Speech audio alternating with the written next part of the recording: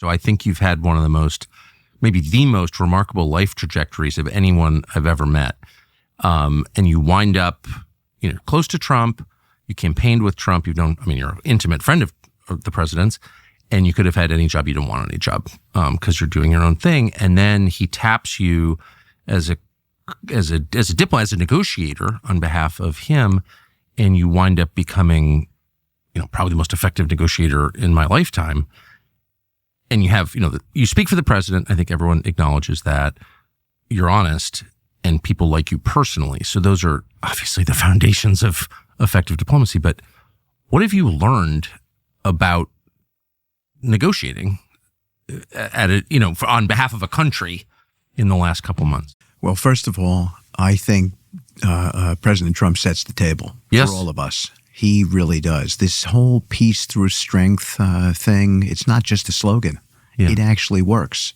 And so when he dispatches you to go to the Middle East, people are almost a little bit intimidated before you get there. And this goes for me and, other people who are doing a similar job. So he sets the table in a pretty powerful way. But negotiating is being outcome oriented. I talk about this a lot. It's figuring out where you want to get to. That's Trump's game plan all the time. I sit with the president and we talk often about what the end game is. Where does he want to get to? And once you decide where you want to get to, then it's all about tactically figuring out what that pathway is. With the Middle Eastern, Tucker, when I first got in, and I was talking to Brett McGurk, who was the envoy on behalf of Biden. He was a smart guy. Yes. He just didn't have a great boss giving him direction. So he couldn't really speak on behalf of Biden.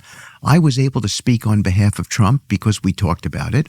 We had a great conversation about it. He said to me, this is where I want to get to, Steve. And so when I went in there, I went in with the imprimatur of the president. And it became that's the difference maker.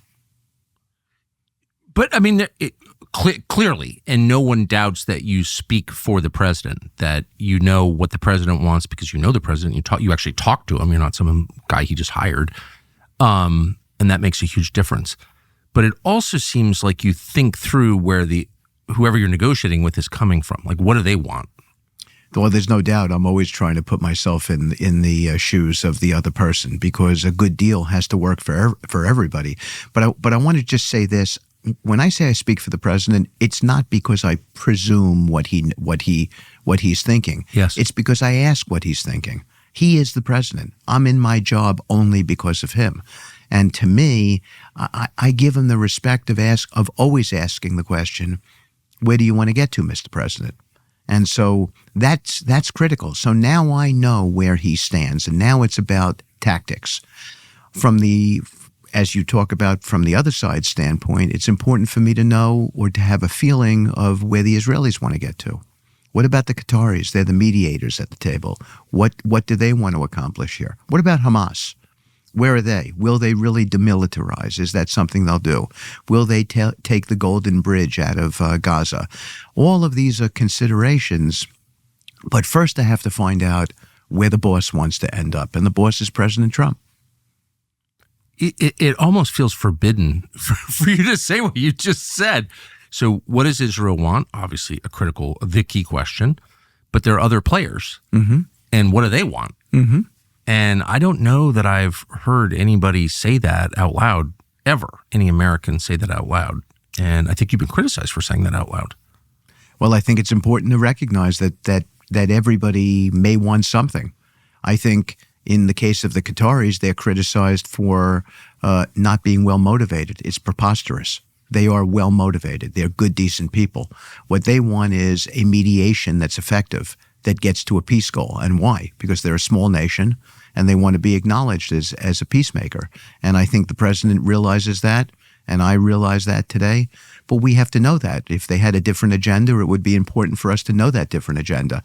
I think if they had a different agenda, it would be fine, as long as we weren't operating blind. And operating blind is really the problem in a negotiation like this. You have to know where everybody stands. Just laughing because what you're saying is so obviously true. It's a prerequisite to getting a deal.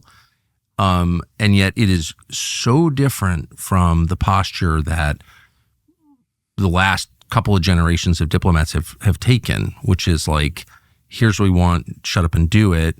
And I just don't think, leaving aside like moral considerations, I don't think that's been very effective. So it's not a conspiracy theory, it turns out, to say there's fraud in the government, whether it's mysterious 150-year-olds cashing checks or dead people on the voter rolls. The system is filled with fraud, and its perpetrators are slipping through the cracks. Who's protecting you exactly? Unless you're actively monitoring your personal data, you are leaving yourself and your family exposed. Data hawks are constantly looking for ways to exploit your information, which is why we recommend Identity Guard. Identity Guard's real-time alerts let you know if your information, whether it's your social security number, your phone number, anything, is under attack. Someone's trying to grab it on the internet, so you know before they can. And when you need help, you'll not be stuck with frustrating and inhuman phone bots. Hello, may I help you? Says a computer. Identity Guard's US-based customer care team is available at all times, 24/7, real people who will help you. With Identity Guard, you get $1 million in identity theft insurance. You get monitoring for your social security number, bank and investment accounts, home and auto titles, and more. And it's cheap. Identity Guard is offering a 30-day free trial plus over 60% off to this show's listeners. Go to identityguard.com/Tucker to claim this deal. Sign up before your identity is stolen and the damage is done. identityguard.com/Tucker. Well, here's an example. Gaza. Mm-hmm. And what the president set forth is what he wanted to do with Gaza. I came back from my first trip. This is before he was inaugurated, where we had permission from the Biden administration to collaborate with them. Yes. And the president said, when do you think Gaza can be reconstructed? 15 years was my answer, maybe 20. And he said, why? I said, and I gave him the battlefield conditions. I was in Gaza, actually, that it's been decimated. It's been destroyed. There are tunnels underneath, so think Swiss cheese underneath, and then they got hit with bunker buster bombs. So there's no rock there anymore. Right. There's no place to put footings if you're going to build buildings. And yet the whole world thought that this was a 5-year reconstruction plan. And why? Because the Biden May 27th protocol, which is the operating agreement pursuant to which the negotiation between Hamas and the U.S. government and Israel happen, talks about a 5-year plan. But that's a false set of facts. Level setting the facts, you have to acknowledge that it's a 15 to 20-year plan. When we first started talking 15 to 20 years, everyone said that we didn't know what we were talking about until the Journal wrote an article and said 15 to 20 years. Yes. So the president's plan about Gaza was all about how do we put people back in a battle zone where there are munitions all over the field, or where there are these latent conditions so that a kid could fall into a hole and go 40, 50, 60 feet down, and you'd never know that he was there. Who would do such a thing? If we had buildings in those conditions in New York, there would be yellow tape all around it, and no one would be allowed in.